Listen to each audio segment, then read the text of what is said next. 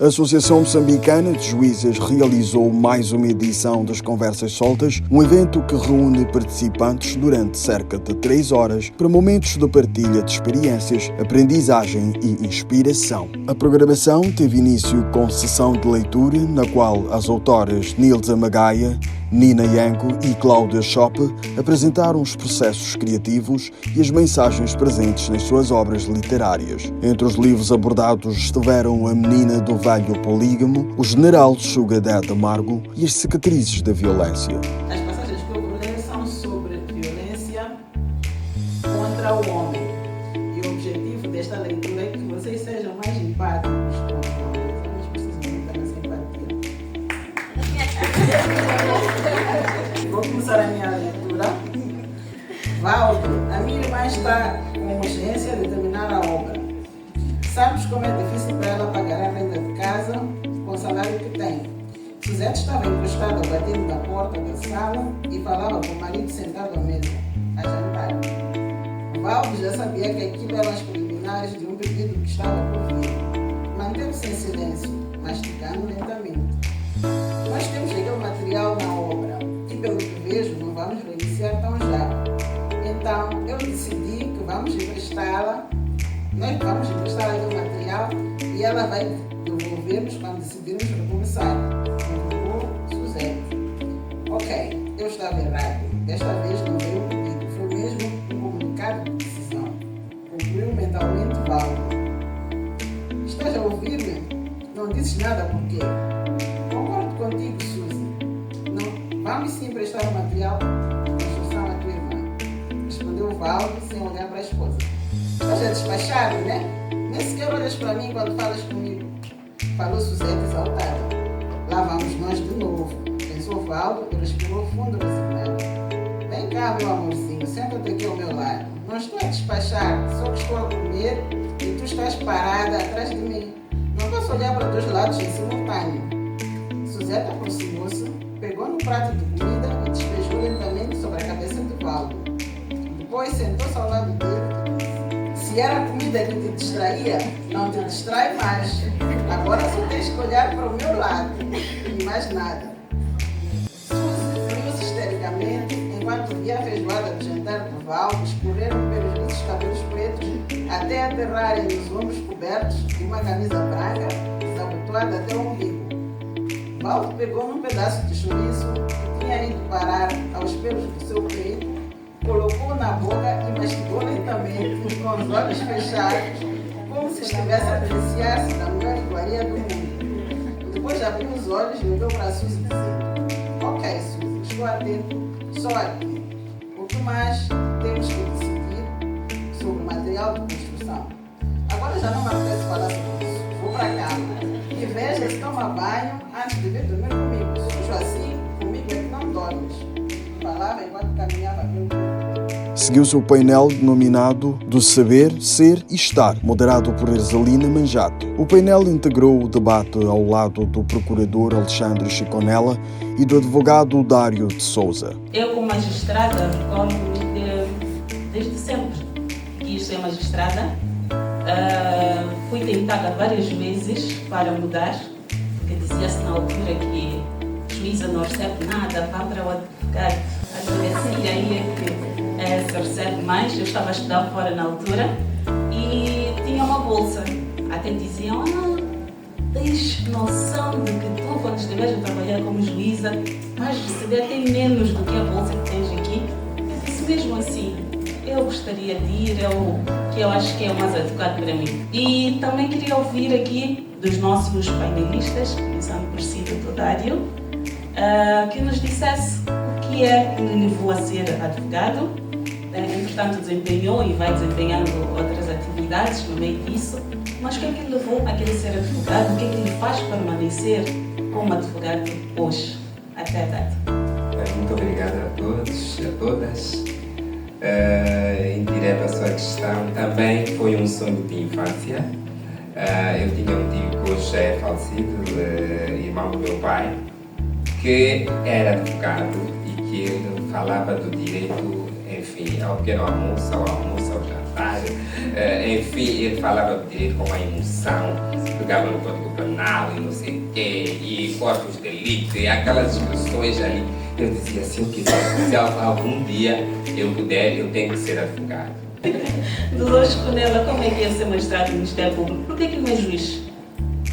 Na verdade, eu não sou juiz porque eu decidi assim. Onde eu decidi ser procurador foi quando eu participei na Faculdade de Direito da UEM. Existe lá, não sei se até agora ainda existe, o Centro de Práticas Jurídicas. E nós, a partir do 4º ano, fazíamos práticas jurídicas. E onde uma das atividades era prestar assistência jurídica, íamos aos tribunais, aos carniciados. E eu recordo de termos tido um processo em que eu era o defensor oficioso de um arguido, em que o processo era tão surreal. O arguido estava preso, era um arguido preso, felizmente tinha um bom juiz, acabou soltando o julgamento. Mas eu perguntei por que com tão fraca prova, depois o prazo de prisão preventiva também expirou, a pessoa estava presa há muito tempo. Então, questionando quem deveria ter cuidado para que o processo não chegasse a tanto, né? Que a pessoa não ficasse tão presa tanto tempo. E esta pessoa é o procurador. Então, vi que é uma missão muito importante também. Então, foi aí que eu decidi que queria ser procurador. A conversa centrou-se em questões relacionadas com valores, comportamentos e cidadania. Quero perceber até onde vai o seu limite, não é? Imagina que, ou seja, posso até me perguntar se já teve uma situação dessas, de ter um constituinte, um cliente, que achasse que é culpado, literalmente culpado, de acordo com as suas convicções, não é? Ou então, entretanto, no processo percebesse que é culpado. O que é que fez? Continuou, deixou, porque aqui está num conflito entre o que acha correto, mas também, do outro lado, temos o direito à justiça dessa pessoa, de que tenha um processo o melhor tratado, não é? Porque é seguindo a lei e tudo mais. Como é que age, sei que já teve uma situação dessas, ou como é que agiria perante uma situação dessas? Infelizmente já aconteceu e foi realmente muito complicado. Acho que era o furto de uma viatura, uma coisa assim. E eu fiquei com pura certeza de que realmente o senhor era culpado. Mas o meu papel ali era defendê-lo. Não é? Obviamente que o meu papel, para além de defendê-lo, também tive que lhe dizer, bem, não há milagres, não é? O tribunal está ali exatamente para fazer justiça. Há dados no processo e não vão desaparecer. Não é? Não vão desaparecer. Aquilo que está no processo são as provas, estão lá. O meu papel é defender, sim, mas não há milagres. Isso eu tinha que dizer. Mas, obviamente que o meu papel é encontrar fragilidades no processo, enfim, e fazer o máximo para que o meu constituinte realmente ganhe a causa. Felizmente não ganhou. Felizmente não ganhou, então a sociedade ficou mais segura por ter um indivíduo. Tu já esteve em Angônia, Tete, já esteve em Nhambane. Qual foi a sua experiência de convívio com a administração, não é? Porque nós, como magistrados, advogados, colocados num ambiente desses mais pequeno, quais foram as cautelas que teve, o que acha que se deve ter, como é que um magistrado deve se comportar? Bom, de fato, o distrito é muito complicado. Eu recordo-me que quando eu cheguei em Angônia, tinha lá a estrutura toda do governo distrital e muitos não sabiam o que é procuradoria, qual é o papel do procurador. Então eu recordo que numa das sessões do governo distrital eu expliquei, em resumo, né, que o procurador é o advogado do Estado, né, e também representa os capazes, processos. Então, algum tempo depois aparece um dos membros do governo, era um diretor distrital, e diz: doutor, eu tenho aqui, havia procurado um empréstimo com uma cooperativa de crédito.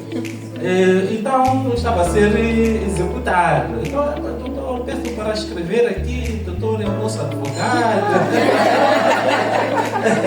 Então, lá tive que explicar a ele. Não, o advogado do Estado, não da pessoa, dos titulares dos órgãos. O último painel, intitulado Quem é Você por Detrás da, foi conduzido por Orlando Osaka e contou com a participação da cantora Chakazi e da apresentadora de televisão Neima Nassimo. Eu vou aqui falar de mim, contar a minha história de forma muito resumida, porque eu sei que temos o nosso tempo limitado. Ser esta mulher que hoje está a comunicar em televisão é algo que eu não imaginei, mas eu senti, desde muito nova. Eu senti que isto ia acontecer um dia, não sei como. Eu, pequenina, era aquela criança que ficava em frente à televisão quando os meus pais estivessem a assistir o jornal e tinham sempre me pedido para sair dali. E eu estava em frente à televisão a fazer um espetáculo. Normalmente era espetáculo de dança. Como muito bem disse, quando se viu a minha biografia, sim, sou formada pela Escola Nacional de Dança. E esta formação veio depois destes primeiros sinais que os meus pais viram. E eles quiseram explorar isso em mim, graças a Deus, porque foi ali no palco que eu percebi que trocar-se energia com o público, ouvir palmas, transformar o momento, não só meu como das pessoas que estavam ali a assistir, aquilo me completava. Mais tarde, sempre fui percebendo que eu gosto de produzir espetáculos, produzir eventos, produzir e fazer acontecer, pensar, idealizar e ver o que está no papel a acontecer. O debate permitiu conhecer melhor os percursos pessoais e profissionais das convidadas. Chakazi, e o preço que a gente paga por essas máscaras que a gente monta todo o tempo para passar? Eu sei que é cantora, é médica, então como é que é sair de um palco para o outro e continuar a ser a Chakazi autêntica? Bom, o preço é alto. Confesso que o preço é alto e permita-me com essa questão, tem uma parte aqui do meu livro, Ser Artista no País de Panza, que falo mais ou menos essas coisas. Eu falo de muitas outras coisas, mas isso também faz parte. Por acaso o livro também está aí à venda fora, não? Não, vou só sair de eu poder apreciar. Que diz assim: não somos imunes a nada. Todos assinamos um pacto com o destino. E se decidimos continuar, temos de aceitar os termos e condições dessa jornada. Grandes artistas que aparentam ter tudo caem de forma estrondosa, arrastados pelas suas próprias frustrações e ilusões. Eles, como todos nós, não são imunes a nada. Então, depois diz: a pressão é imensa. Todos devem ser empreendedores, ricos, bem-sucedidos, chiques e conhecidos. Não tendo e nem sendo nenhuma coisa, muito menos outra, é preciso fingir ser. Esse padrão de vida imposto é como uma prisão, onde se espera que todos se encaixem. Quem luta para se tornar como um padrão tem o direito de ser quem quer, mas quem decide lutar contra essa maré está fadado a sofrer as consequências da exclusão e o preço é alto. Então, muitas vezes o meio artístico que eu faço parte nos coloca numa situação igual a essa, não só no meu meio, mas acredito que em muitos outros meios, em que nós temos que fazer muitas coisas que muitas vezes não nos identificamos para facilmente sermos aceitos na sociedade, para nos sentirmos inclusos num determinado meio. Uma coisa muito interessante é que a maioria dos artistas são pessoas que vieram do nada, vieram de baixo. É uma coisa que eu tenho observado. Existem alguns que já vieram da elite, mas a maioria vieram de baixo. E não é questão de desprezo nem nada. Sabemos todos nós que quem cresce na vulnerabilidade muitas vezes tem déficit educação, o saber ser e estar. São pessoas que crescem na vulnerabilidade e têm sempre a intenção de agressividade, mas na intenção de defesa, porque são pessoas que cresceram sem amparo, sem carinho, então são muito defensivas. Então temos muitos desvios de padrão ou comportamento no seio artístico, baseado na situação de onde vem essa pessoa.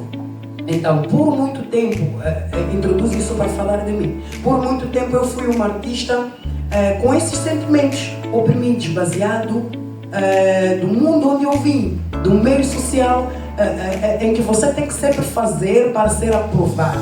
Você tem que mostrar mais para poder ser aprovado, ser aceito e tudo mais. E quando chega aqui, o mundo artístico é muito, mas muito competitivo, porque não é só questão de que eu tenho talento e basta. É preciso ser empreendedor, rico ou aparentemente, né? Saber muito bem vestir e etc. E quando você não é, a sociedade julga. E muitas vezes esse vestir, o saber sentar, usar garfo e faca, entre outras coisas, fomos aprendendo no meio do percurso. Nós outros, né? Que não tivemos esse momento lá atrás. Só quando te inseres naquela sociedade é que vais aprender. Mas durante aquele percurso há uma agressão muito forte ao psicológico. Porque você vai se sentindo fora do padrão, vai se sentindo um ser fora daquilo que é.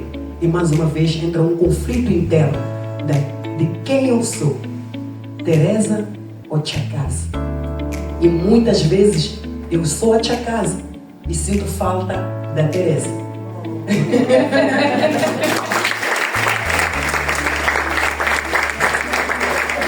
Tal como as restantes moderadoras, Orlando Osaka trouxe questões pertinentes que levaram as convidadas a aprofundar as suas intervenções e a partilhar experiências marcantes das suas trajetórias. E eu sou magistrada, sim, estou magistrada, não sou magistrada, eu estou magistrada. E estou terapeuta também, fui abraçada a outras coisas, como terapias energéticas, etc., terapias de trabalho com traumas, e venho percebendo quão doentes as pessoas estão. Principalmente por estar a fazer estes papéis, tentar fazer papel, eu não sei o que, eu não sei qual.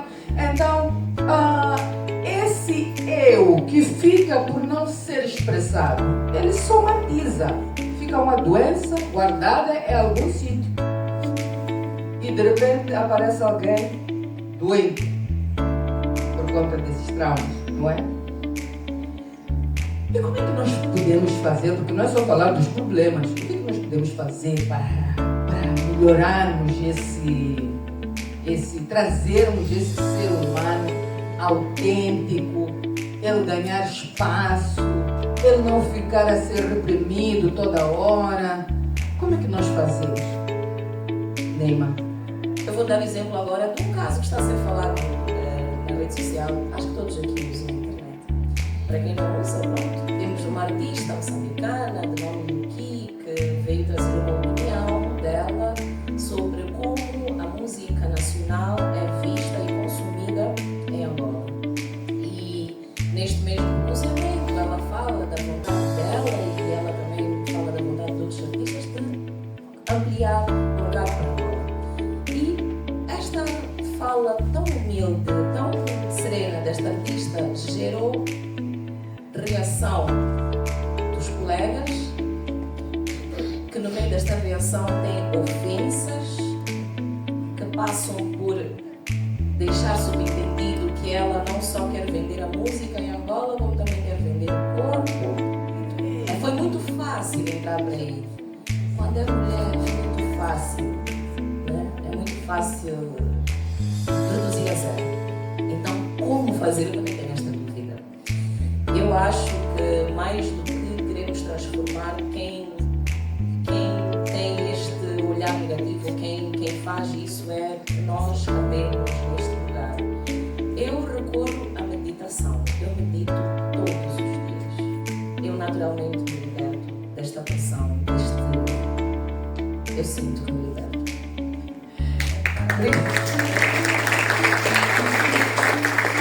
Esta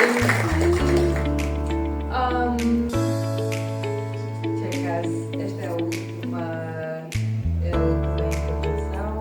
Como é que acha que nós podemos contribuir para deixar este mundo ou as nossas organizações mais humanizadas? Bom, eu acredito que ninguém dá o que não tem. Então, primeiramente, precisamos nos curar de nós mesmos. Tornar-nos humanos, que é para poder humanizar. E não é uma tarefa fácil. Mesmo eu que estou aqui a falar, que de princípio tenho as teorias da saúde mental, entre outras teorias baseadas em vários psicanalistas e etc. Não é uma tarefa fácil conduzir a si mesmo. Por isso, muitas vezes, eu sempre digo, temos que começar a normalizar visitar um psicólogo, um terapeuta, que é para essas pessoas nos ajudarem a nos identificarmos, a descobrir o nós, a nos aceitarmos, que é para poder evitar aquilo que estávamos a falar de projetar os sentimentos negativos nos outros e vamos propagando assim o veneno. Responder essa questão não é muito fácil, porque não somos seres absolutos, somos eternos aprendizes. Eu tenho um filho de 16 anos e próximo ano ele faz 17, significa que eu não serei mais mãe de um menino de 16. Terei que aprender a ser mãe de um menino de 17 e daqui a 2 anos aprender a ser mãe de um menino de 18. No entanto, eu tenho um segundo filho que está com 9 anos. O meu mais velho já passou de 9, mas o problema é que o meu filho mais novo não é o mais velho. São duas pessoas diferentes, então mais uma vez eu tenho que aprender a ser mãe do meu segundo filho de 9 anos. Eternamente, assim como 36 anos depois minha mãe vem aprendendo a ser minha mãe. Eu saí do mundo onde eu vivi, cresci, que me influenciava, entrei para um outro mundo, hoje eu penso diferente, baseado no mundo que está exposto a mim, e muitas vezes vejo que até virei professora da minha mãe, onde eu tento ensinar a ela que não é tudo que se resolve na confusão, a tarefa.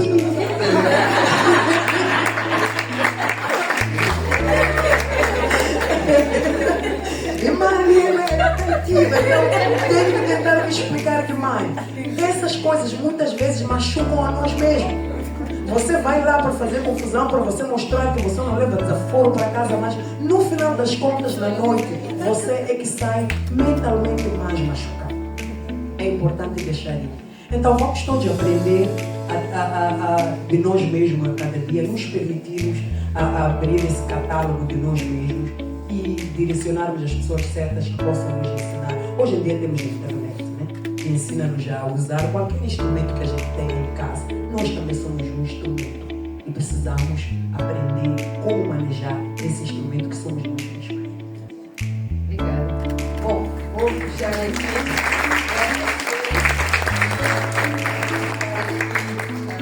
E tratando-se de conversas soltas, houve espaço para participação da plateia, composta maioritariamente por jovens profissionais em início de carreira e estudantes, salvo uma e outra exceção. Eu sou Ilka de Vaz, juíza de Direito, associada da M-Juíza, representante da associação a nível da província de Maputo.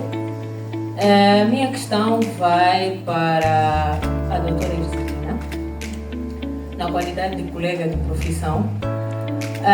Agora, nas últimas intervenções, eu pude perceber que estamos a falar sobre o ser e estar no sentido de como é construída a nossa reputação para as pessoas. Se tiver percebido errado, vou agradecer que faça a devida correção no momento em que estiver a fazer ou estiver a dar a resposta. Mas eu queria saber como é que é lidar, de acordo com a sua experiência, com o ser e estar na profissão diante dos olhos da classe. Entre nós, como é que é essa questão a considerar o tempo, as horas de voo, como eu costumo dizer, na profissão, como é que conseguiu lidar, se já teve alguma situação concreta, de maneira repetitiva, algum caso isolado em relação a isso. Falo isso porque, ainda com pouco tempo de carreira, é algo que eu sinto, e não sei se diria feliz ou infelizmente. Então queria saber de si, com o tempo de profissão que tem, como é que é lidar com esse olhar, com essa construção do ser e estar da reputação dentro da classe. Ilka, bem, a nossa postura perante os nossos colegas tem que ser de humildade. Tenho que dizer isso. Nós entramos na magistratura e não sabemos tudo. Aliás, muitas das vezes não sabemos nada. Porque o que nós aprendemos na faculdade tem muita teoria. E isso muitas vezes continua, inclusive no centro. Há alterações que provavelmente vão ser feitas nessa perspectiva, mas temos muito de teoria. Então, quando vamos aos tribunais, às procuradorias, já que eu respondi também ao doutor sobre isso, é preciso que tenhamos humildade de, quando não sabemos alguma coisa, perguntarmos aos colegas mais velhos do que nós, não é? Infelizmente, vemos às vezes umas atitudes de muita arrogância, não é? Tipo, eu sei, eu estudei muito, formei-me sei lá onde, mas eu preciso ter essa humildade. E, visto as apresentações aqui dadas, eu queria dar uma pergunta sobre saber estar, mas na situação das nossas presenças nas redes sociais, como jovens e futuros juristas, talvez advogados, procuradores ou ainda juízes, eu queria saber como é que devemos nos portar nas redes sociais, porque nós vemos que temos uma grande massa de juventude que também está a aspirar nesta profissão, e eu queria saber como é que devemos nos apresentar, como é que nossa imagem nas redes sociais, porque nós temos aquilo que chamamos de digital footprint, que é basicamente nossas pegadas digitais. Será que isso pode ser usado contra nós, contra a nossa imagem, nossa reputação? Desde já, muito obrigada. É bom, o resguardo é muito importante, mesmo para quem ainda não ingressou, porque nós já vimos a doutora Silvia, que é membro também da própria Associação dos Juízes, Procuradores, nós já vimos juízes, procuradores a serem alvos de campanhas difamatórias, a pôr em causa a sua imparcialidade, a sua retidão, por causa de algumas ligações, uma foto aqui, estar num local, ser amigo deste, ser amigo daquele, e que provavelmente podem pôr em causa aquilo que é a própria percepção, porque a justiça também funciona com base em percepção, né? Hoje, mais do que nunca, a percepção é muito importante. Não basta ser bom, não basta ser justo, não basta ser imparcial, mas é preciso também projetar essa imagem. Por vezes, as redes sociais podem trazer alguns equívocos, então é preciso ter-nos em conta. Eu queria perceber um pouco sobre esta área no que diz respeito à segurança na profissão. Quero desmistificar um pouco. Minha irmã mais nova esteve há pouco tempo no painel, ela sempre me disse: "Mana, eu quero ser juíza." Então eu sempre tive um pouco de receio, aquele sentimento de proteção, sabendo quem somos e onde estamos. Eu queria tentar perceber, e se eu puder desmistificar sobre um pouco se é uma profissão segura no nosso país, como é que se sentem, e quero saber um pouco da vossa experiência como procurador, como advogado, como juiz, como é que é estar neste meio. Obrigada. Bem, a questão da segurança é um fato, não é? É algo que nós temos vindo a reclamar em algumas jurisdições mais do que outras, não é? Mas acho que é algo que vivemos mesmo sem, porque é algo que nós escolhemos fazer, não é? É um risco provavelmente em algumas situações, mas nem sempre necessariamente. Mas é importante que na atuação com os outros que lidam conosco, inclusive com o arguido que está à nossa frente, nós tenhamos a humildade que eu falei e reagir e agir sem arrogância. Porque nós podemos ter um arguido que está conosco, que não vai ter razão, mas a postura que eu adoto quando falo com ele faz toda a diferença. toda a diferença. Sai daí ter aquele cuidado de explicar a ele o que acabou de decidir. É importante. Também temos que façam o que a gente fizer, nunca vamos entender. Já me tiraram uma máquina de escrever, naquela altura que se usava a máquina de escrever. E eu tive o cuidado de explicar. Mas as pessoas são diferentes, reagem de maneira diferente. Vamos fazer a nossa parte. Vocês são mulheres bonitas, obviamente.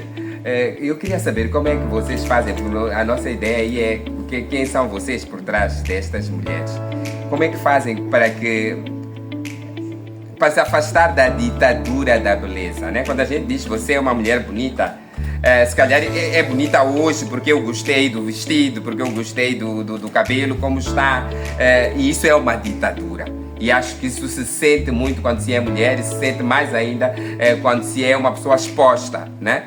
Como é que se faz para nos afastarmos dessa ditadura, daquilo que as pessoas consideram bonito, para além daquilo que você considera bonito no dia a dia? Eu não sei se me compliquei ou se vos compliquei. É importante a pessoa trabalhar na sua autoestima e não na visão das pessoas. E é o que eu faço, é o que eu transmito. Eu sou mãe de 2, tenho estrias na barriga, tenho uma barriga flácida e eu mostro isso nas redes sociais. Não sempre, para não afugentar também, porque às vezes mas uma vez e outra. Nós estamos no dia da mãe, quando é um dia da mulher, quando é um dia que faz sentido falar sobre, eu falo, eu mostro, para realmente desconstruir esta ideia de que não, a gente se brinca e fica boneca. Eu também usava próteses, hoje estou aqui eu com a minha testa. Eu tinha problemas com a minha testa, hoje já não tenho mais. Então é um processo evolutivo, sim. E é através desta exposição que eu busco forças para me manter neste lugar. Olha, eu gosto de mim, eu sou isto, então vocês podem conhecer o que eu sou. É isso.